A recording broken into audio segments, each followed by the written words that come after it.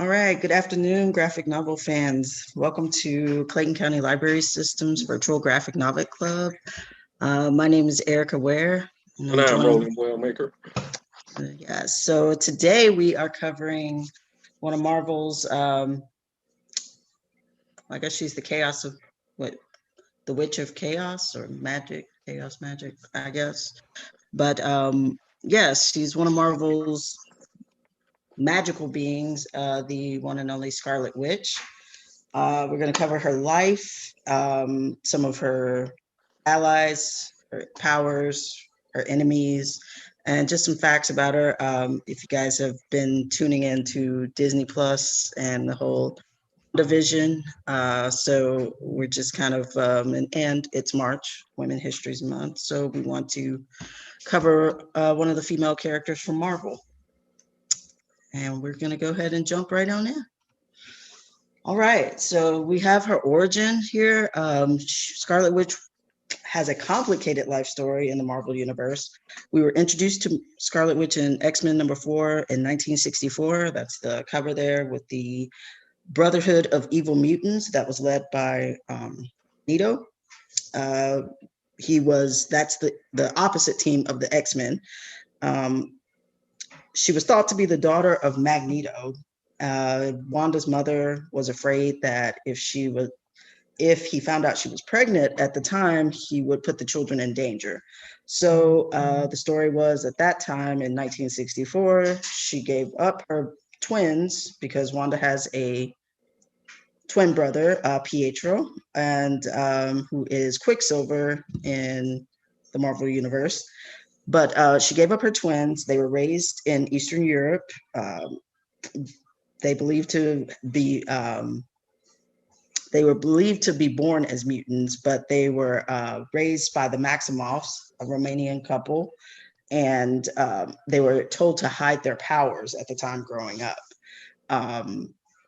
But one day their village is attacked, and Wanda and Pietro have to basically use their powers, and the villagers find out that Wanda is a witch, and they want to burn her at the stake. So she is saved by Magneto, who just happens to be in the area, but we all know that there's no coincidences anywhere in this story. So, but he happens to be in the area. He saves Pietro and Wanda, and they're grateful for him saving their lives. So what they do is they join his Brotherhood of Evil Mutants. And you see here the cover, basically of this cover, they're adults by this time. They've been serving this brotherhood here.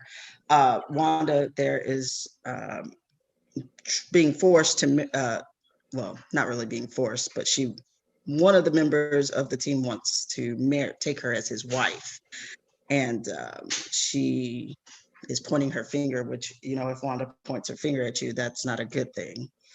But she and Pietro pretty much stay with the Brotherhood for a few years, but then they start to not really agree with Magneto's, I guess they don't view the X-Men the same as Magneto. They don't view humans, non-mutants the same. So they kind of part ways with Magneto, and because his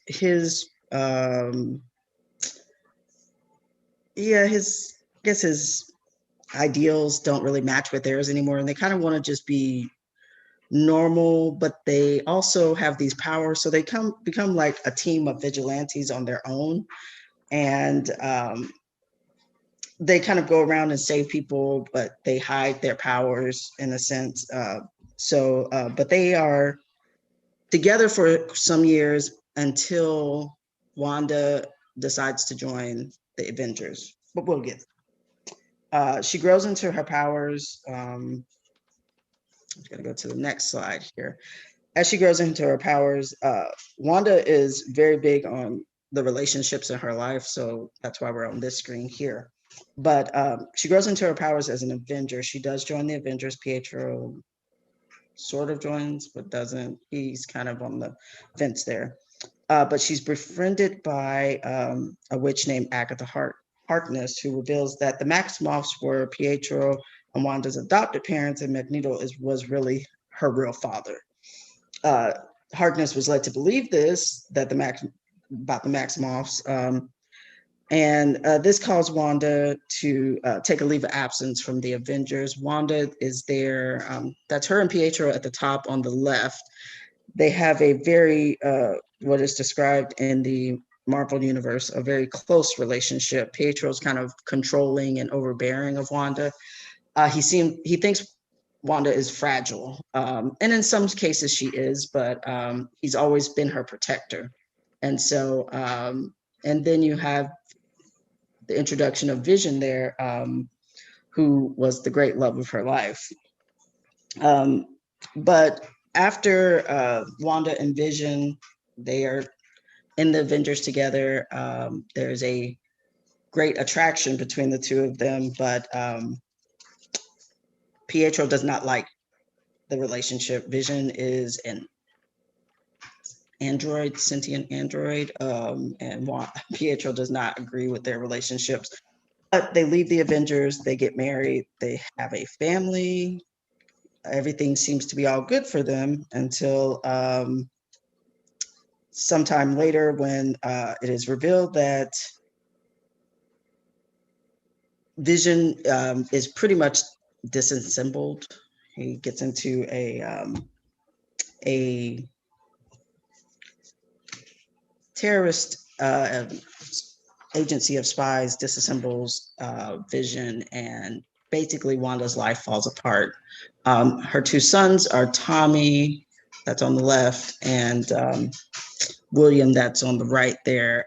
They are taken from her, and we'll get into a little bit of that later when we go into some of her enemies.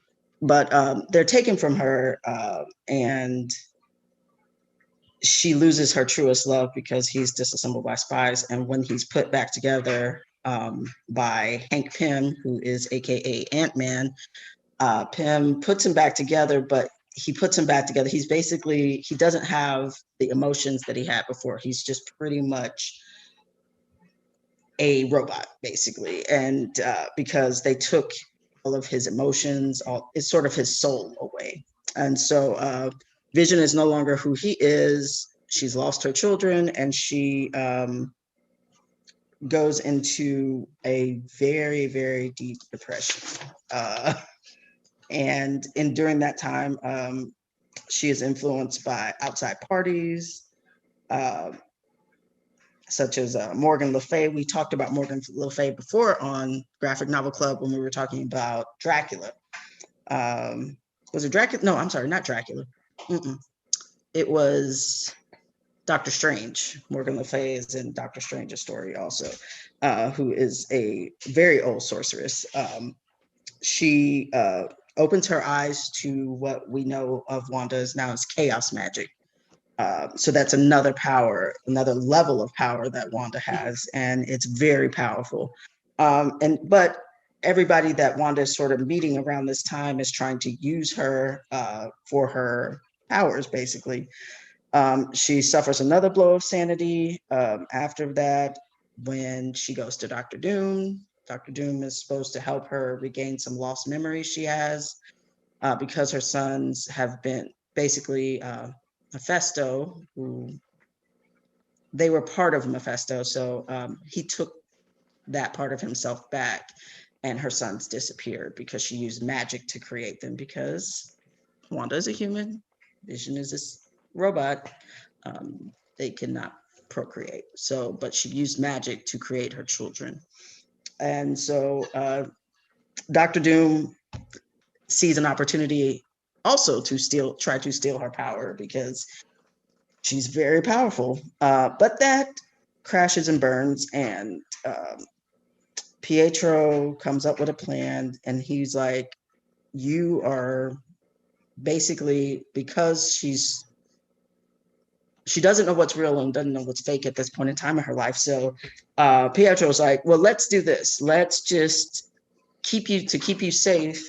He decides to give her the idea of coming up with the whole, if one of the biggest stories in Marvel is the House of M story, where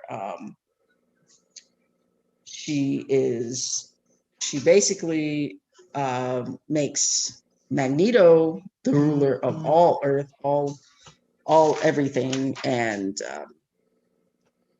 she doesn't take the mutant powers yet, but mutants are above humans in this world that she creates, and Wanda creates a huge world. But House of M is dissolved, and through Rachel Summers, Roland? Yeah, Rachel Summers. Yeah, Rachel Summers, who is Scott and the Phoenix daughter from another dimension. She basically sets everything right that Wanda sets wrong.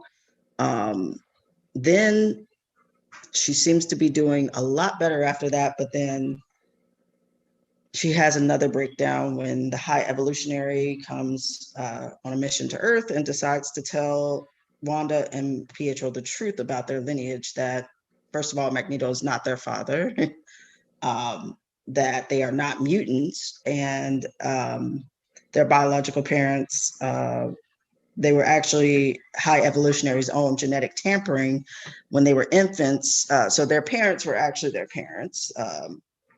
The Maximoffs were their parents. What he did is he experimented on Pietro and Wanda and gave them their powers. He throws another spiral into the Marvel universe there when he does that. She is still one of the most powerful witches in the Marvel universe. There are very few that can go up against her. Most of us are introduced to her by the Marvel universe, but I think they changed her story just a tad bit to fit modern day instead of all the different changes that they made in the comics for her. Just to dive in a little bit with Wanda and Vision, that is her truest love. That he is the father of William and Tommy. They were married in 1975 in Avengers #4, and they got their own spin-off comic in 1982. In 1989, Vision was destroyed, and so she became that's when kind of everything collapsed in her life. But when he comes back and he has no emotional connection to her, the children, that's when Agatha comes into her life to kind of sort of guide her. But later, when Manifesto actually reveals to her that he took her children, and he's not really the devil, he's a demon that likes to parade around as devil. And we've talked about him before, but we'll get into him a little later. But her sons were returned to the Marvel Universe. As you can see here, one is Wiccan. They're both members of the Young Avengers. Both of them are. So you have Wiccan, and then Tommy has powers like Wiccan has powers like Wanda. Tommy has powers like Pietro, actually. He is fast, super fast. Speed is what they call him in the Young Avengers. And they actually are the ones who saved their mother's life when she was being held captive by Dr. Doom. So you could thank the two of them for releasing her from Doom's clutches and foiling his plans to take her captive and steal her powers. Did you want to talk about House of M, Roland? No, actually, I jumped. You know what? You think you kind of hit on it. I don't want to get too far in the House of M because it deals with Mephisto and we have him as a character. Cool. We'll say that again. I said you can go ahead and jump in. Okay. So I will say that one of the biggest misconceptions about the Scarlet Witch is that her powers are magic-based. It has been found out that because she gained her powers from CHTHON, who was an elder god of basically of the earth, her powers are more elemental and cosmic. She basically has the powers of chaos magic, which is the, I guess you can say, the celestial part of her magic. It's older than regular magic itself. Um, Matter transmutation, where she can basically turn one item into another that has nothing to do with it. Sort of like what the old school alchemists were doing, but she's using her chaos magic. She can basically turn hard metal into, like, let's say, a pillow made of feathers, basically. Um, One of the next powers on the list is her being a nexus being. Now, with her being a nexus being, that makes her one of the more powerful and rare entities in the Marvel universe, because what the nexus being is, they are basically characters in the Marvel universe that can affect probability, thereby affecting the future, and basically she can tamper with the timeline. And they act, all of the Nexus beings in the Marvel universe basically act to tethers of their individual timelines and places in the multiverse. She has the powers over life and death. That's part of her chaos magic. That probability alteration. There's one character in the Marvel universe that everybody knows that has extreme good luck, and she can basically make those around her have bad luck, and that's Domino, the X-Force. Yeah. Well, when she's around the Scarlet Witch, her powers don't work for her. Basically, they cancel each other out. One of the other powers that is really, I think it's really her keystone, and that's that of reality warping. Mm. She is able to, because she can change probability, she can not only change the likeliness that something will happen, she can actually just make it happen on a whim. So this is why in the Marvel universe, she has been deemed not only one of the most powerful characters, but one of the most dangerous. Because like we've said before, she's had a couple of mental snaps. And when these mental snaps happen, we get a big reordering of the Marvel universe. Is that sort of kind of what she does in Age of Ultron?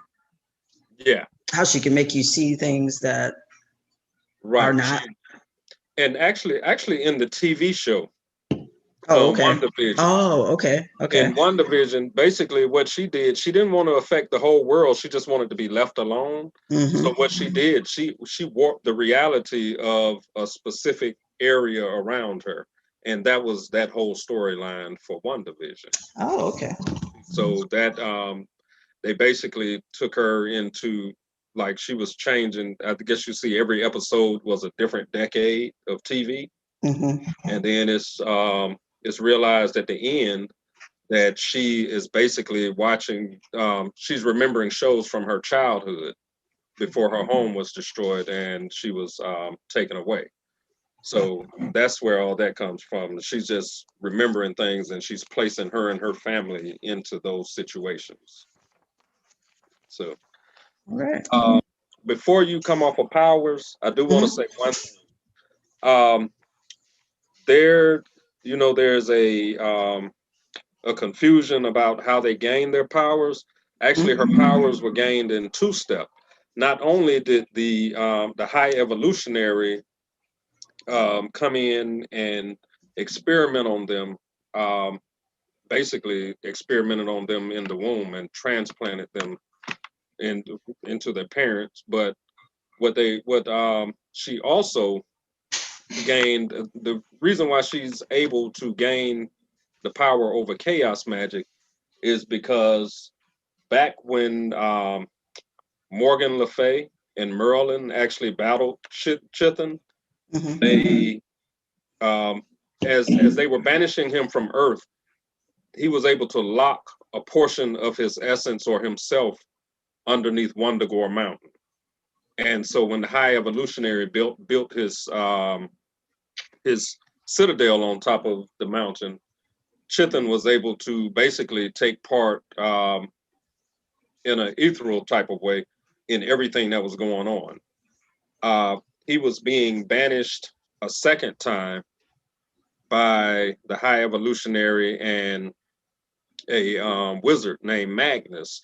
And at this time, when he was being banished, he actually reached out and touched an infant that was being born in the general vicinity. And what he did, he touched that infant in hopes that this infant would become a conduit of his power and a vessel for him to return at a later date. And this infant just happened to be Wanda Maximoff. So that is how she's imbued with her powers. Okay. Okay. All right. We're gonna go into some allies here that Wanda has teamed up with or close to her in her life. Going to start off here with Agatha Harkness. She is one of Earth's most powerful witches. She's actually she's a witch from the 17th century. She was one of the witches in Salem, Massachusetts. She failed to stand up to their persecution. And so the witches in Agatha's century, the 17th century, they built their own secluded city called New Salem in the mountains that will eventually become what we call today is Colorado. So they went all the way west. But she has she can cast spells. She can do communicative, analytical, manipulative of living beings, especially their minds. She has powerful transportation spells. She they can lend their powers to others. She doesn't engage directly in magical combat due to the physical limitations of her advanced age. In the comics, she's an older woman because, again, 17th century. But in the show that they just premiered, she's much younger. She looks younger, and they try to explain that, I think, through magic. She was the governess of Sue and Reed Richards' son, Franklin. She was also the tutor of Wanda, but she is the one who told Wanda that possibly Magneto was her father. But those memories and those thoughts were actually planted in her. They were planted by, I think it was by, yeah, they were planted by, is CHTHON, right? Is that how you pronounce it? Yes. Yeah. CHTHON. They were planted by him so that she would kind of never know that who she really was, what Roland just explained about how he wanted to come back and, get that power so he can have a conduit for this world. But Agatha also cared for the newborns when they were born, both Billy and Tommy. And she also was the one that got revealed that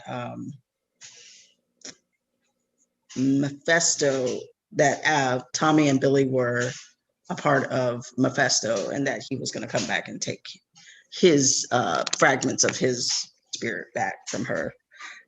She also, she has a demonic cat named Ebony, and she's based in Whisper Hills. So Agatha also was the one who was able to restore Wanda's memories after she lost her husband and children. So yeah, she didn't have to go to Dr. Doom. She actually could have gone to Agatha here. So, but she's the one who restored her memories. And there's her evil cat there. All right, we have Quicksilver. Quicksilver, Pietro Maximoff, who is the twin brother of the Scarlet Witch. His powers are he can move and run at superhuman speed. Basically raised by Django and Maria Maximoff, who were a gypsy couple. I believe it was, I think Wundagore Mountain is somewhere near Romania or somewhere, but it was in that general Eastern European area. Um, when they were young, they discovered that both of them had um, talents. And what ended up happening is their parents, because they were poor, they started stealing food to feed their family. And because they were gypsies, which were basically a minority group that moved around, the villagers basically attacked the gypsy camp. And in an effort to save him and his sister, he basically whisked them off to safety. For a few years, they wandered Central Europe, living off the land, where one day his sister caused a house to burst into flames because of her uncontrollable hex powers. Now, at this time, they they did not know what was going on, and Wanda had not manifested her hex ability. Well, her hex abilities in full. Basically, what was going on is that she had learned. Well, she didn't learn; it just happened to her that she was able to manipulate matter at this time. Okay, so that's basically the mutant part of her, but the magic came was always imbued in her. So basically, they ended up joining Magneto's Brotherhood of Evil Mutants in order to save themselves. So they didn't have a family, so Magneto put his hand out, and they were taken in. Um, they basically Quicksilver stayed by his sister's side this whole time until she fell in love with Vision, and he basically he was the one that condemned their relationship because the Vision was not a total human. Um, Later on, they were mystically abducted by Django Maximoff, and they were freed by the Avengers. So what ended up happening, they took a leave of absence from the Avengers to basically investigate their childhood beginnings, meaning that they had to return to Wundagore Mountain. When they returned to Wundagore Mountain, they met one of the High Evolutionaries' new men by way of a female named Bova. What the new men were, the High Evolutionary basically did was a genetic scientist, and he created a race of people basically from farm animals. So Bova, who was I guess you could say, was one of the protectors and also the midwife, was basically a humanoid cow. And what she did, she basically let Quicksilver and Scarlet Witch know that what ended up happening, when it came to their parentage, they were the children of Magneto. What happened was his wife, who was a gypsy, they fled their persecution. And what ended up happening, um, Magda, not only did they, when after they fled the persecution, Magneto acted out in such a way because he was not aware of his powers at this time as well. What ends up happening, well, he's aware of them, but not as far as how strong, but she gets scared. And so she basically gives the twins to Bova, who is the midwife. Remember, they're living on Wundagore Mountain at this time. Um, she basically left her husband and left the kids to Bova. And so, because they needed new identities, what she did, Bova thought that she was going to give Wanda Maximoff and Pietro Maximoff to an American couple that basically were in the area. And this couple was a superhero couple by the name of Miss America and the Wizard. But what ended up happening is Miss America was pregnant already, and she lost her child in childbirth, and she also passed in childbirth. And so, and instead of Bova being able to gift the the twins over to that couple, she had to gift them to the Maximoffs. And so that's how they ended up being raised by the Maximoffs. So they basically have dual parentage. Quicksilver, basically at this point in time, he's married to Crystal, who is one of the Inhumans. I think they have a daughter, don't they? Say that again. Yeah, they do have a daughter. They do have a daughter, but I didn't go into it. Gotcha. Yeah. Mm-hmm. And again, just to reiterate for our viewers too, when I was doing research on them, like a lot of the research talked about how close they were. And there have been some interesting storylines in the Marvel universe on just how close those two are, their connection, being twins and everything. Let's see. So if anybody tuned in to Falcon and Falcon and Winter Soldier. Winter Soldier and Falcon, yes, that premiered last Friday on Disney Plus. We got introduced to this guy here, U.S. Agent. U.S. Agent is John Walker. He grew up on his family farm outside of Cluster Grove, Georgia. He's a Southern boy, but John is very much I think when you think of Steve Rogers, that whole all-American kid, grew up in Brooklyn, but kind of sort of, Steve got his powers later.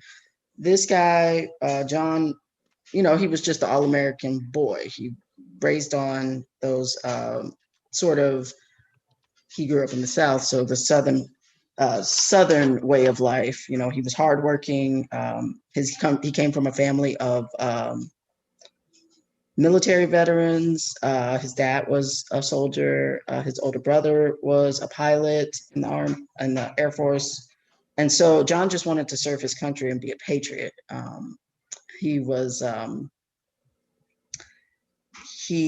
went to boot camp at Fort Bragg, and he has a Black bunkmate named Lamar Hoskins. He was from Chicago, and being a rural Southern boy, Walker, they didn't seem like a pair to really be friends, but they were quick friends. And they also had friends, Hector Lennox and Jerome Johnson. They were all approached by a corrupt entrepreneur named Curtis Jackson, aka also known as Power Broker. And the four friends received this exotic radiation treatment that would give them all superhuman strength. So kind of like the super soldier serum that Captain America got. But this guy, it was not the same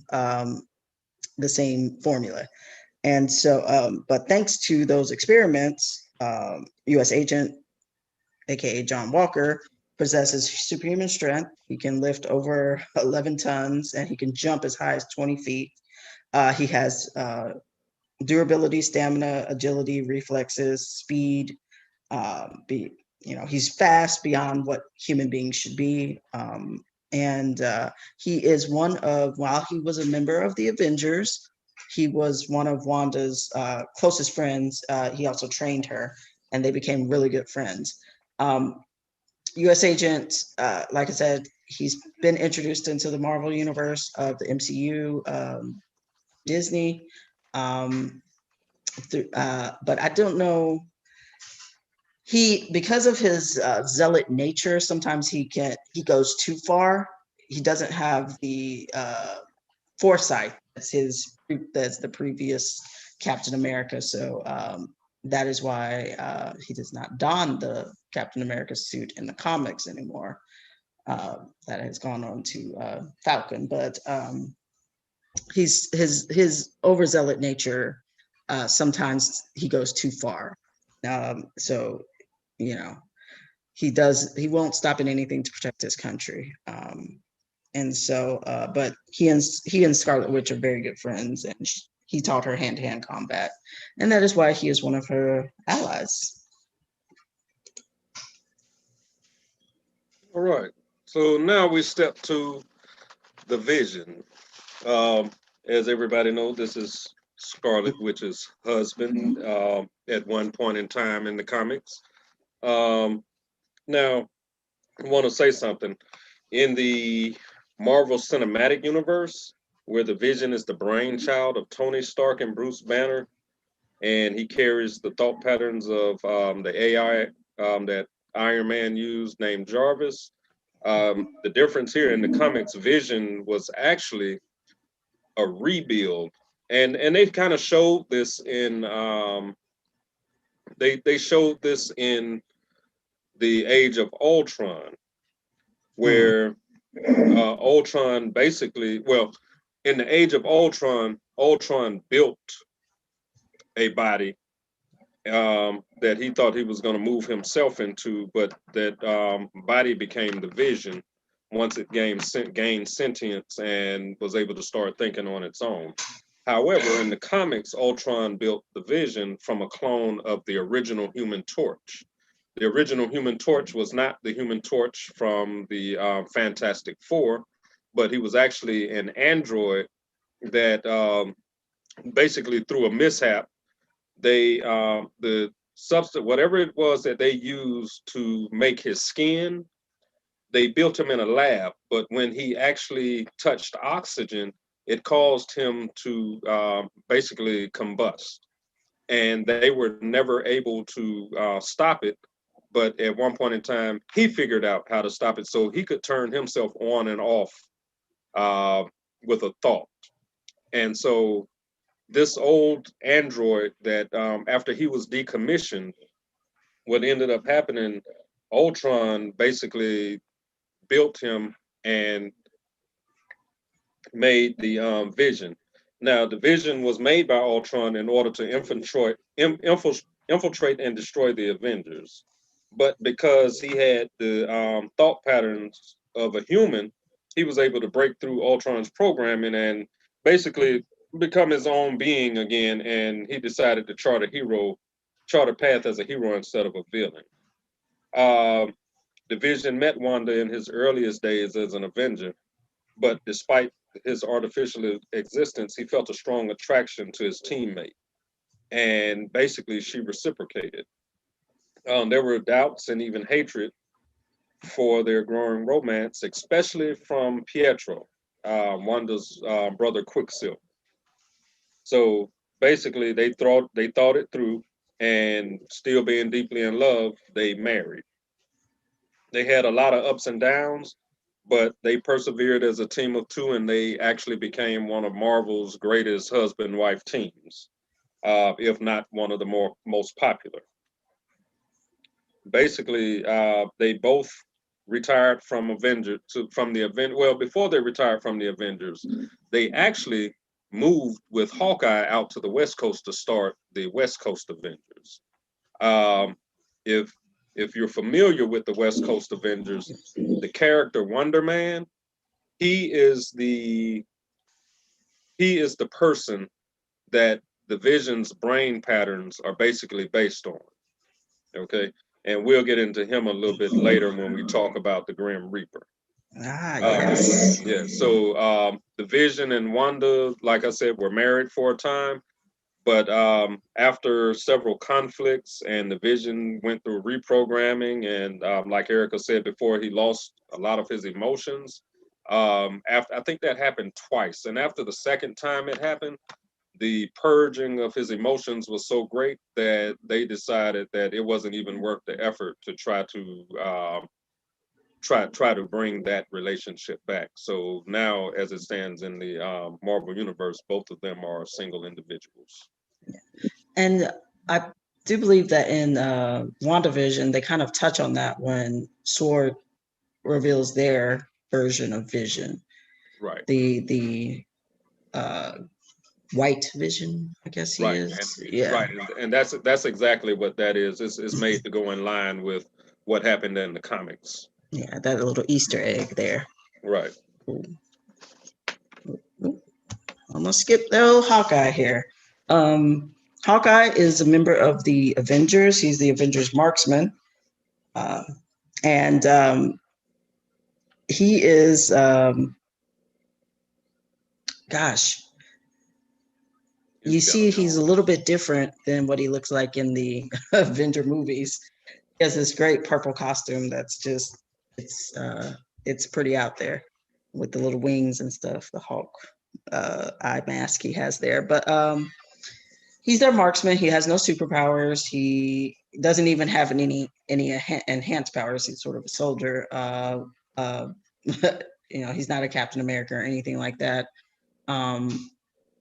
He had a chance encounter at the that changed Hawkeye when he was a bowman saved by a butler, Edwin Jarvis, I'm sorry, and his mother from a mugger one night, and he became a key Avenger ally and an opportunity to align with Earth's mightiest heroes. Captain America was recruiting during this time an alternate team. This was somewhere in the 70s. And so he was revamping the team roster. Some of the original members left. So Jarvis arranged for Clint Barton, to audition before Iron Man, and impressing, actually he and Iron Man have met before, and they don't get along. And so, but he impressed Iron Man enough to, and gained sort of, Iron Man gave his yes for Barton to be on the team. He joined Captain America, Quicksilver, and the Scarlet Witch as the Avengers' second generation. So, and this they had a very long tenure with the team. He joins the Avengers, and he quickly develops a relationship with Scarlet Witch. He is attracted to Scarlet Witch, and goes after her affections, but Quicksilver does not appreciate that at all. And of course, he's kind of controlling and overbearing. So he sort of goes after Clint. But at the same time, Scarlet Witch is not interested, because during this time, she is interested in Vision. So Clint quits the team when she chooses Vision over him. And they all reconcile later on, but he ends up marrying Bobby Morse, who is the Mockingbird, and they go west to start a new Avengers West. And unfortunately, years later, when Scarlet Witch and Clint meet again, when she alters the timeline in the House of M, before she alters the timeline in the House of M, and when she's going mad, I say mad as in not really angry, but when she's pretty much losing her mind, she doesn't know what's real and what's fake, one of her bouts of insanity.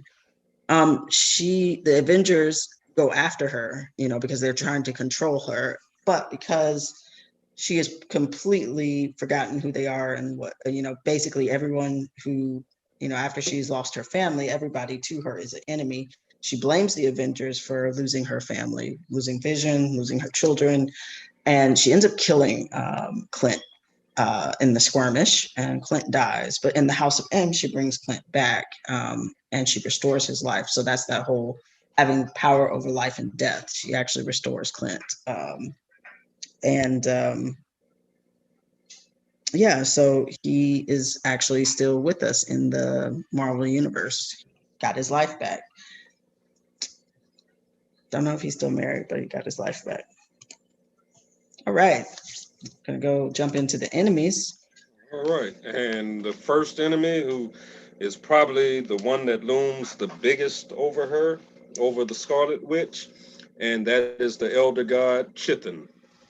Now, created billions of years ago from the demiurge, the The demiurge basically represents the sentient life force of Earth's biosphere. So the demiurge is basically all of us, all the flora, all of the fauna, all of the life force personified. Um, Basically, what ends up happening is all at this time, all of the elder gods are, billions of years ago, they're causing havoc across the earth, creating wars and everything. And the only elder god that did not want to take place was Gaia or Gaia, however you pronounce it, the actual Mother Earth, Mother Nature. Yeah. So what she did, she reached out to the demiurge and asked the demiurge, was there a way that she could basically mother a new race of gods or someone that could basically help rid the earth of the elder gods and the destruction that they were creating. Out of this union came the character that we call a tomb. Now, a tomb is basically a god killer. And he basically went on a rampage and slain all the elder gods with the exception of two. And that was Chithon and Set. Now, only Chithon and Set were able to basically escape to dimensions that were close to basically close to Earth, but they escaped the purging.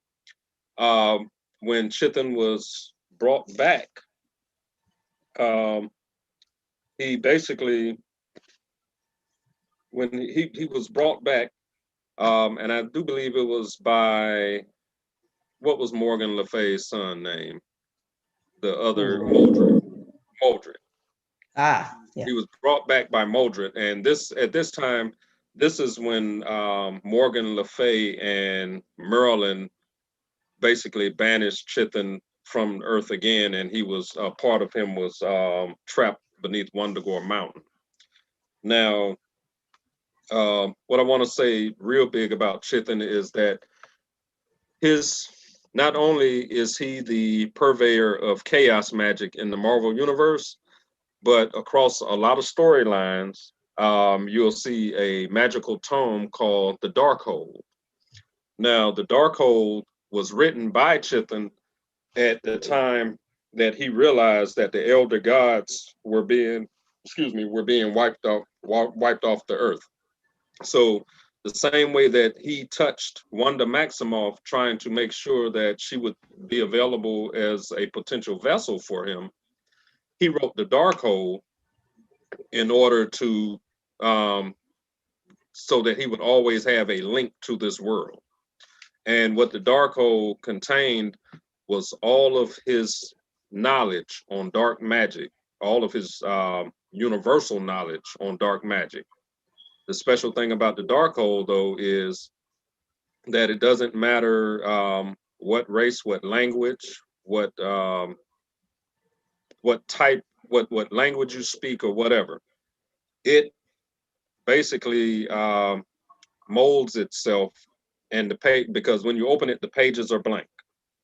And he has made it so that any being can understand and pass his not, and that's a surefire way for his knowledge to pass on. Not knowing that once you read and try to utilize it, you basically become the vessel for him. Now, this his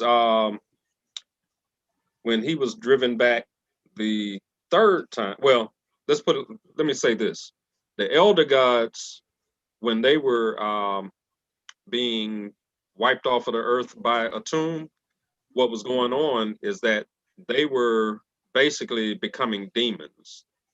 They were digressing from being gods to demons.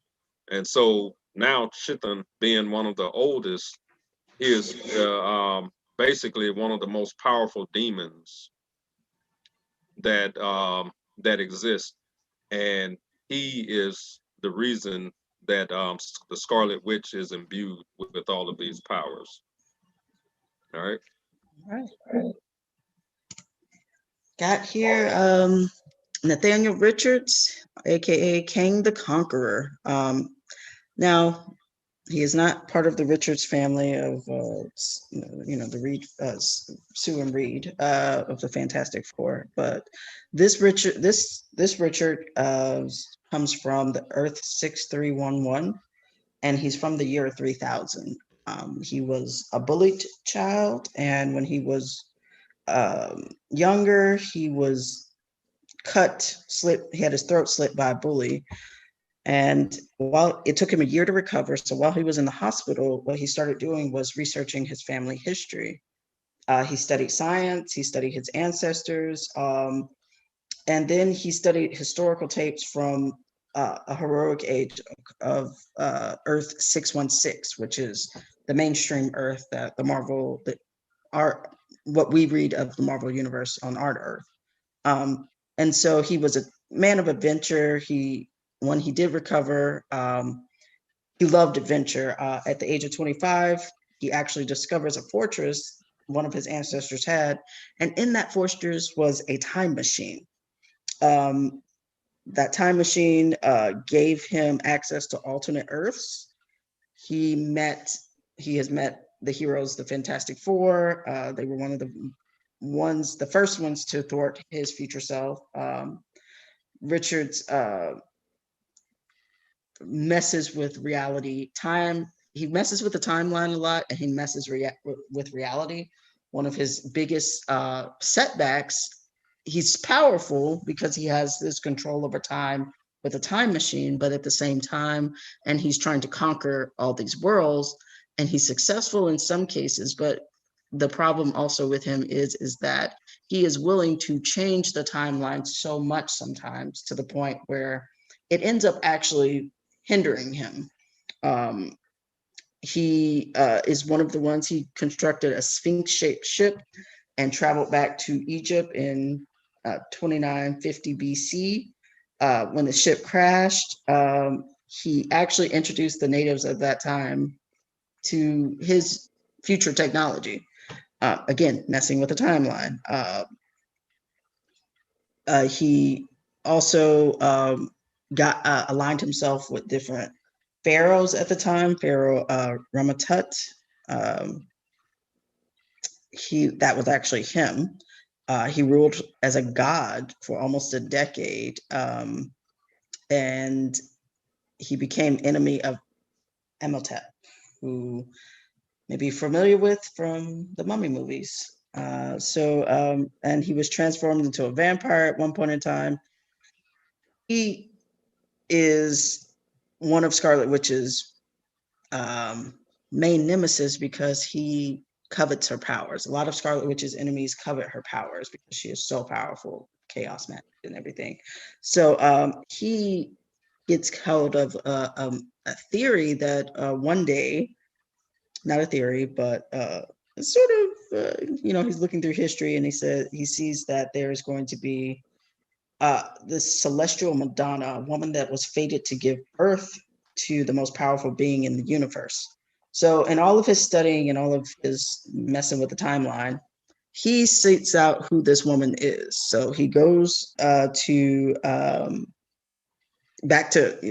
Earth, this Earth 616, and he kidnaps 3 women who happen to be Agatha Harkness, Mantis, and Scarlet Witch, and he abducts all 3 throughout the timeline, and basically wants to kill them because the most powerful being would be if somebody gave birth to the most powerful being, it will be in direct contradiction to his power of wanting to be the conqueror of all worlds. So he abducts all 3, but the Avengers thwart his plot.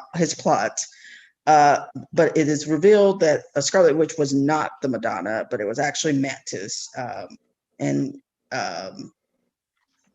he wasn't able to kill Mantis, so his plan was kaput after that. But he jumps, and he's not just the Avengers. He's met the Fantastic Four. He's pretty much every team has met Kang the Conqueror, who has not been successful recently with his conquering ways. He's always thwarted by somebody. And even if that means that those somebodies have time travel to get rid of him. Two things, Erica, before you leave Kang. Kang is going to show up in one of the new MCU movies. I'm not sure exactly which one, but they have already said that he is a main character that's going to show up in this next iteration of movies that are coming out after 2021. That's the first thing.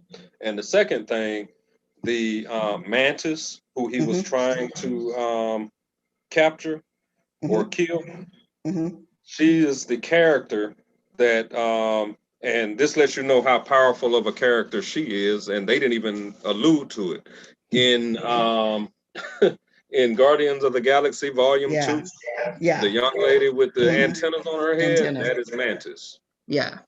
I figured that I knew she was Mantis. I didn't, because they don't go into how powerful she is in the movies. Right. They kind of touch on it because you kind of see that, you know, she's with the world maker there. Right. She's on that earth with that well, body. That's Ego. He is yeah, Ego.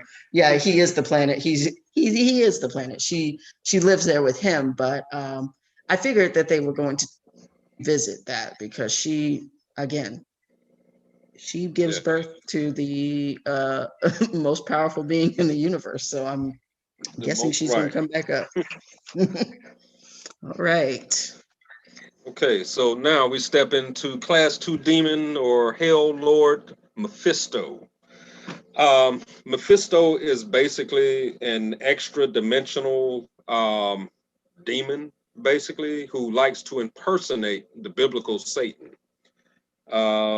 He is not the biblical, he is not Satan by any means, and basically he rules a fiery nether realm that he refers to as hell or Hades, although it is not the biblical hell and is not the Olympian Hades. In the distant past, it was Mephisto became engaged to the lover of one of his former soldiers, who then manipulated that demon into slaying his lover.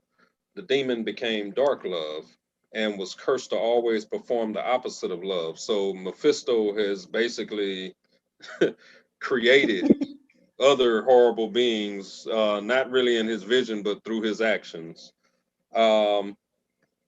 Basically, in his realm, he has areas like the Arena of Tainted Souls, where souls that are locked in his dimension basically are locked in perpetual combat. He loves impersonating the biblical Satan, even to the point that he empowers the souls of the damned by striking deceptive bargains with the living. Now, what Mephisto's biggest thing is, he doesn't like to deal in ordinary souls. He likes to deal with superpowered individuals or beings of exceptional pureness. Basically, he likes to exploit their spirituality. He makes bargains with humans and traps them in unachievable bargains, sort of like Satan.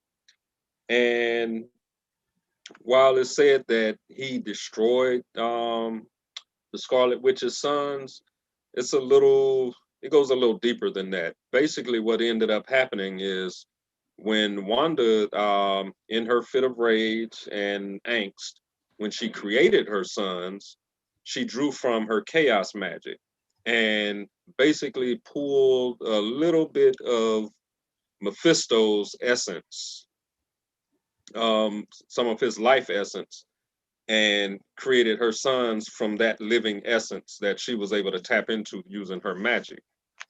I do believe it was Agatha Harkness who warned her at a later date that her sons, would be taken, but she did not explain it until afterwards. And what they found out was that, yeah, she took that power and snatched a little bit of Mephisto here, snatched a little bit of Chthon here, but Mephisto basically, because he is a sadist, I guess that's the word for it, he basically allowed her to keep that part of him until she grew attached to it. Ooh. And when he realized that she was attached to it, there came a time where I think in the comics, there was something that he needed to do, but he needed to become whole again. So at that point in time, I think what it was, he was trying to breach the earth realm, like he always tries, and he needed his power back. So what he did, he basically snatched those two shards of his soul, and in doing so, Wanda's children basically disappeared. So that is how they come to say that he destroyed her kids. He basically took back the part of him that was her. I mean, that was the kids, therefore disallowing their existence. He is basically just known through the Marvel universe as creating havoc, running around making deals and trapping souls. Yeah, and I think we talked about him a little bit when we covered Spider-Man. Yeah. That is the demon that Spider-Man made the deal with to save his Aunt May's life. And in the process, he stole Peter and Mary Jane's life, basically dissolved their marriage, and changed the reality again. But Peter and Mary Jane remembered their history, but they could never be together, or Aunt May would die. So he's in a sense a trickster. Yeah, he doesn't like that. He doesn't like people to be happy. All right, so we have the Grim Reaper here, Eric Williams. Roland touched on his story a little bit before when he was talking about Vision and how Vision has the human emotions that he has. Well, it goes into the Grim Reaper story. So Eric Williams was the son of Sanford Williams, and he had a brother, Simon Williams. Simon was considered the dutiful child, the one that got good grades, worked hard, who was going to follow in their father's footsteps. They had a family company, and whereas Eric was the more he was more rambunctious of the brothers. He liked sports. He was kind of a hothead, not very responsible. So he ended up, whereas Simon followed in his father's footsteps and took over the company and was just the great son that he was, Eric decided to join organized crime. He gambled most of his inheritance away. When the father died, he became a member of a crime family. And but one of the issues that they have with the two brothers, they kept in touch and they kept in contact. Whereas Simon, the good brother, in a sense, if you want to say it like that, he needed some help because the company that they had was in direct contact with, he was pretty much, basically they were in direct rivalries with Stark Industries. So they were being undercut left and right, and the company was going under. So Simon got his brother's help. What Eric would do would come in and shake down competitors and threaten competitors. And then when that didn't work anymore, Simon began to embezzle money from the company to try to turn a quick profit with gambling. It was found out. He was arrested for embezzlement, and instead of letting his brother go down, Simon did not go down for it. Eric took the fall for his brother and was sent to prison. While Eric was in prison, Simon, turning over a new leaf, he was transformed into Wonder Man by Baron Zemo, and he was used against the Avengers. Zemo created Wonder Man to try to destroy the Avengers, but instead Simon ended up helping the Avengers, but in the process he was killed. But what the Avengers did was they kept his brainwave. They kept the memories that Simon had and they actually kept Simon's body.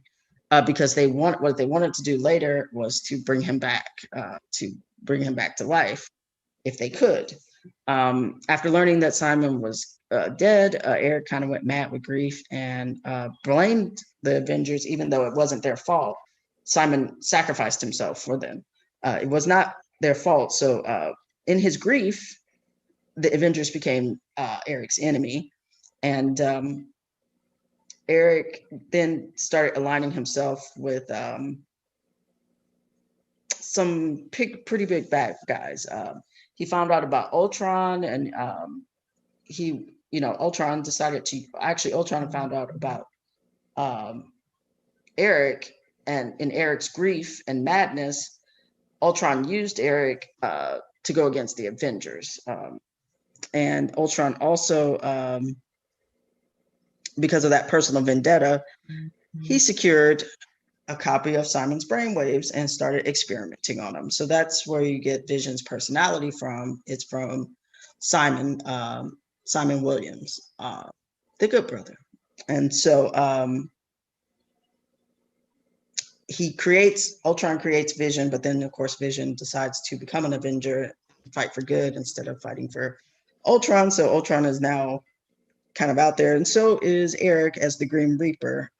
He is nearly killed by the Avengers, but because he almost killed all the Avengers, but Black Panther stopped it when Eric was arrested and put away again. He escapes again, and then he decides to come up with his own team, and that team includes some of the foes across the Marvel universe. You got Ant-Man-Ape, M'Baku, you have Power Man, and you have Swordsman.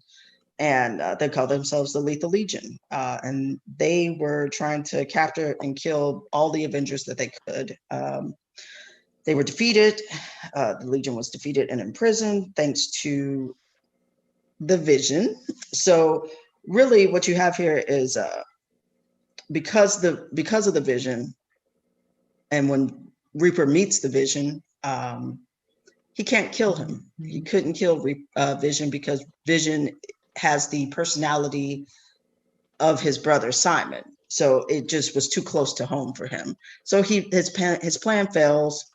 But really, Scarlet Witch is one of Scarlet Witch's main nemesis, because he's constantly coming after her family. He's constantly coming after Vision, because after a while, Grim Reaper decides to steal his brother's body back, and he steals Simon's body from the Avengers, and he wants to bring his brother back, not Vision. Doesn't want Vision. He doesn't like Vision. And so they're enemies due to the fact that he's constantly trying to kill Vision, and Scarlet Witch is not going to have that. And so that sort of makes him the enemy. But yeah, Grim Reaper was it was kind of a tragic story, because really, again, wasn't the Avengers' fault, but I guess when you're mad with grief, you do some crazy things sometimes. So yeah. All right. Now we come to our last one. And honestly, this one is not going to take long, because this is just a blob of eyes and mess. Null, the Living Darkness. Basically, this is a character that basically a mystical life form or a demonic entity that was created from the negative impulses of basically, I guess you could say, what everybody thought was a benign angelic race called the Seraph, who lived on the Earth's moon. They are now extinct. But this demonic entity basically achieved full consciousness and started moving on its own. It basically came to Earth and basically settled over a town called Christiansboro, Virginia. And it was driven off by the gargoyle. It basically has possessed the body of several people, being defeated by the Ghost Rider.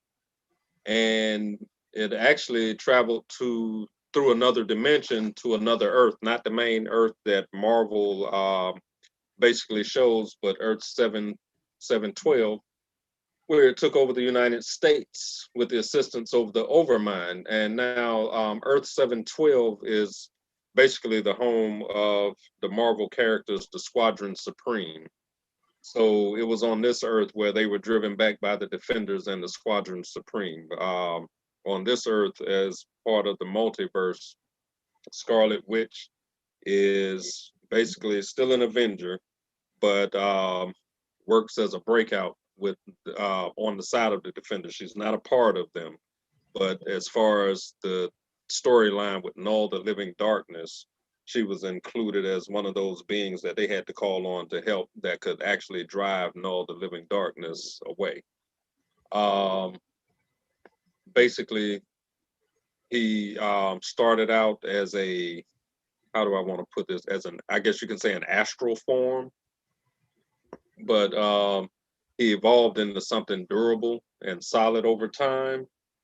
And basically, it's just a magic demon that can fly, become intangible. It can teleport interdimensionally, move objects telekinetically, and it can speak telepathically and shapeshift, cast illusions, and project concussive psychokinetic blasts.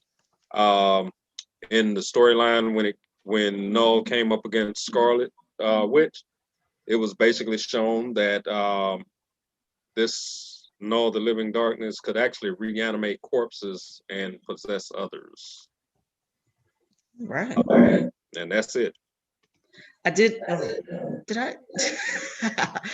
I did have two honorable mentions. I guess I must have erased them, and it was Magneto and Doctor Doom, which we talked about. They are enemies of Wanda because of how they used her to gain power.